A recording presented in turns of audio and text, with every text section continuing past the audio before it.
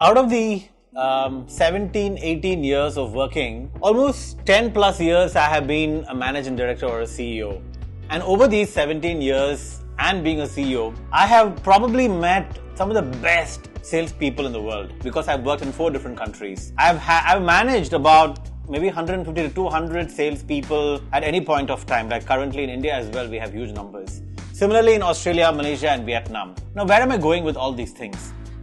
If you were confused about what skill, Ashok, should I really learn? There are so many things that you're being told to learn, right? Everybody's saying Web3, Metaverse, people are saying cloud.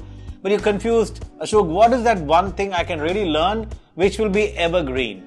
Well, then it is, my dear friends, sales skills.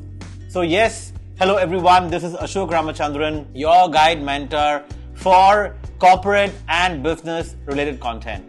Today, I'm going to share with all of you why you have to be learning sales skills and what can you do, 5 or 6 simple things you can do that can help you nail your sales to a next level completely. Now, this doesn't matter if you're an introvert or extrovert. All of you can listen and learn a few things and make it the best ever skill that you can have, past, present or future. You need to be knowing sales. There are thousands of sales videos out there, but what I can bring to all of you is the authenticity of running multinational companies in many different countries, including India. So let's get started. First of all, when you think about sales skills, the instant thing that comes to your mind is, oh, you have to be high energy, you have to be out there, extroverted. And a lot of people tell me that, sir, I'm a really soft-spoken person. I don't get along a lot with, being very talkative and things like that. But trust me, you don't have to be like that. So the first thing I want to share with all of you is, if you want to sell, please don't sell. What do I mean by that? Have you noticed those typical salespeople who are kind of over the top with energy and life and attitude?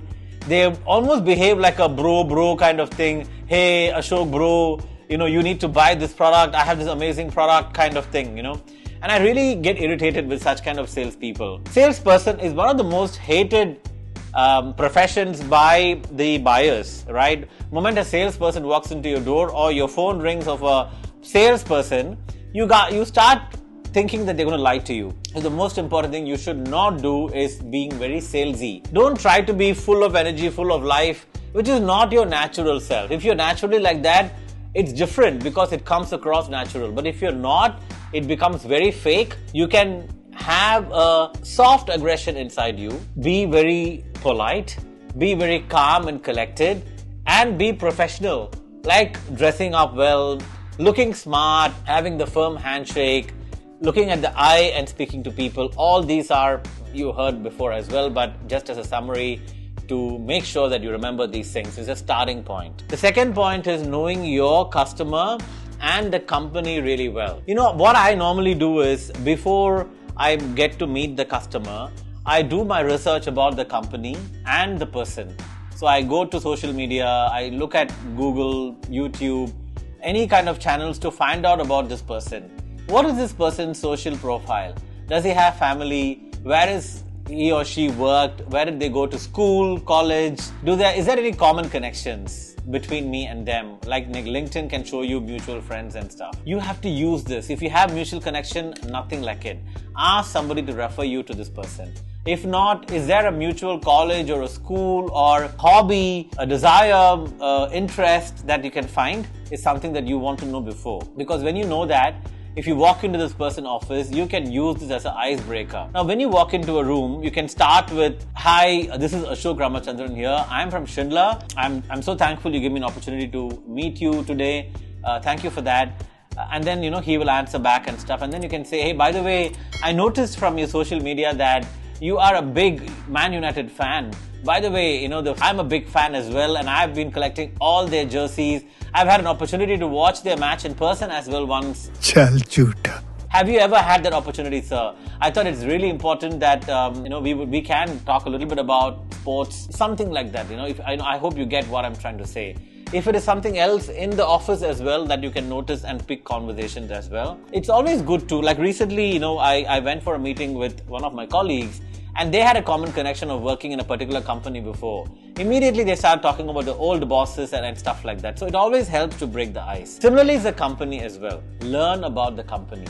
Learn about what are they doing currently, what are their investment plans, what are their expansion plans, are they going through a downturn, upturn. If there is a public listed company, then read their balance sheet, read their last annual report.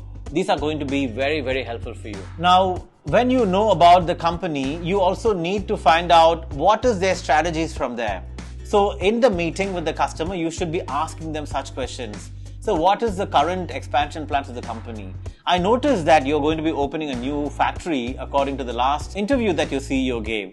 Is this going to be about expanding, or is it going to be about exporting? Is it for internal consumption? So try to understand the business levers and the business itself really deep. If they are expanding into digitalization, for example, there maybe you may have an opportunity because you may be representing a digital marketing company or something like that. So it's important that you need to find out how can you add value to them. Most important, what I want to say by closing is be a consultant to them. And that's the third point. The third point is you should not try to sell them what they need. You should try to sell them what they want. If they want something, they will buy it from you. And how do you know that? Is by becoming a consultant. So that means that even if they don't need something, don't thrust it on them. Work out with them, sit down with them, have multiple meetings with them. Try to figure out their design, try to figure out their details of how are they implementing a certain project or why are they having this requirement. And maybe in the end, it may be that they don't need your product, but that's okay, because that will make them really, really close to you. And next time, they will call you for any other advice as well. So being a consultant is not everyone's cup of tea, and it doesn't happen in first meeting. Some people may crack, they may have that vibe, but you need to build on that and not go and meet them just to do sales talk. You should be connecting with them very often, not to the point where they're getting irritated, but try and do small different things. Like one thing I suggested is also inviting them to your company to maybe give a talk to your team about motivation, about some relevant topics that they are doing. For example, in their company, they may be working on digitalization and they may share with your company employees. Now, that opportunity of inviting them just brings them closer to you. The fourth point is, if they really don't want to buy something, please don't try and force it upon them. The fact is, when we try to con people and sell, which is the biggest blame that salespeople get is they're cheaters, right? And we have seen that, so many salespeople, especially car sales, is the most hated people as well. So if they don't buy it, that's okay. I still remember an example in Malaysia where we had a very angry customer because we sold them something. And they blacklisted us for many years. Similarly, we had some, installation challenges where I had to personally attend multiple meetings with this customer. It was a very, very angry customer. But we met every week for over 6 months and we became great friends. And then when I came to India, they were also opening a franchise in India and they called me and said, we would love to work with you. Now this is because I did not try to sell them something what they wanted. I did not try to force myself upon them. So it's really about a symbiotic relationship that you develop over the years. Lastly, but really important as well, is after sales service. I will make a separate video on this because it's such a huge topic. But I know so many salespeople, after they finish the sales with the customer, they just vanish. They just, say that it's not my problem, it's the service department's problem, or it's the execution team's problem, and stuff like that. If I am you, I would be calling the customer every month to check with them, how is it going with after sales? Do they have any feedback? This is how you develop a strong bond with the customer. It's always said that the first product you have to sell them. The second product onwards, it's a service that sells it automatically for you. So dear friends, if there is one skill you have to nail, it is sales skills. These are some simple tips I've given you with some specific examples. Try them out and share in the comments what did you like about it, which one is working for you. Do share this video with your sales friends and of course with everyone, because everyone needs to learn sales. Do like and comment, and don't forget to click on the subscribe button as well.